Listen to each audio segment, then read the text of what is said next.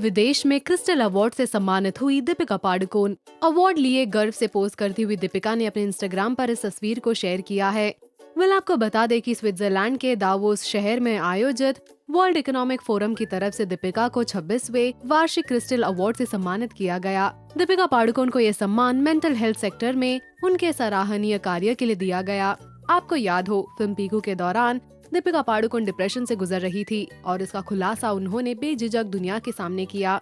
दीपिका पाडुकोन ने दुनिया के सामने न सिर्फ इसे स्वीकार किया बल्कि इसके खिलाफ एक अभियान भी छेड़ दिया।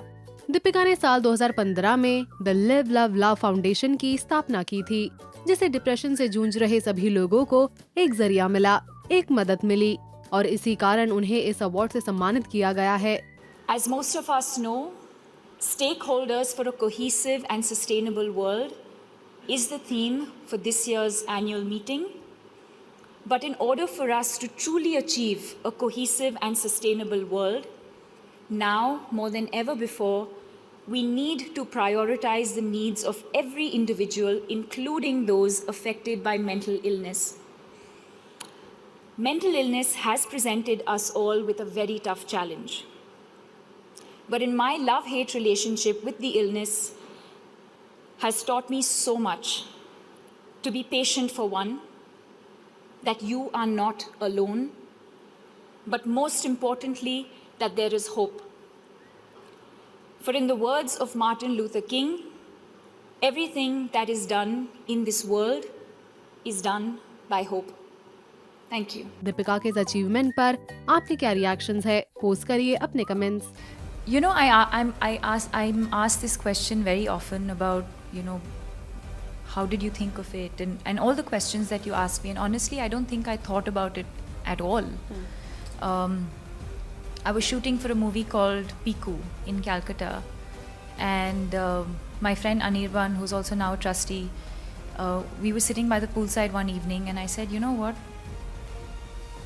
I feel like talking about it, And he was like, yeah, go for it, And he's my business agent, He should have ideally said, कोई पिक्चर नहीं देखने आएगा yeah, इसके बाद। like, are you crazy? Like, your contracts are like, no one's going to sign you, or who's going to work with you, or, any of that. And he just looked at me and said, yeah, great, I think you should. That was the friend in him talking to me. And I didn't even think about it.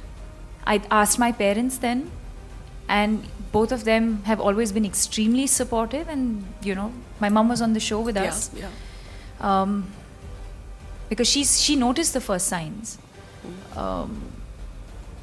So there was no real thought, or what will people say, or what will people think, or what is going to happen to me or to my career after this.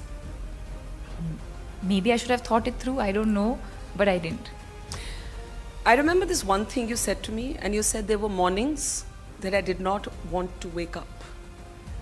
And that is the truly frightening thing.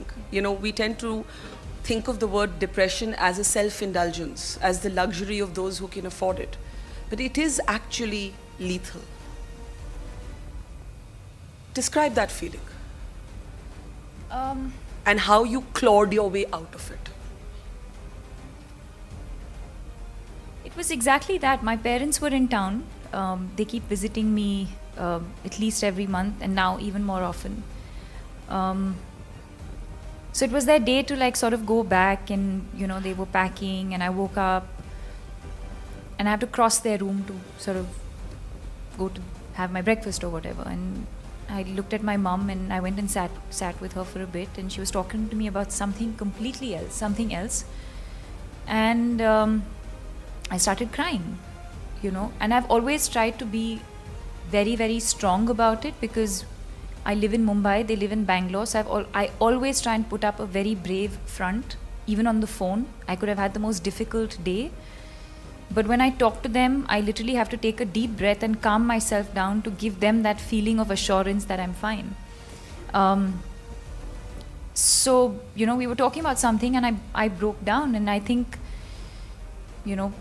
thanks to her awareness, she immediately said, I think we should call Anna, because she's a family friend, and I think we should talk to her about it. And I did. Anna Chandy, Anna who's here Chandy, today. yes. Mm. Every day was a struggle, you know.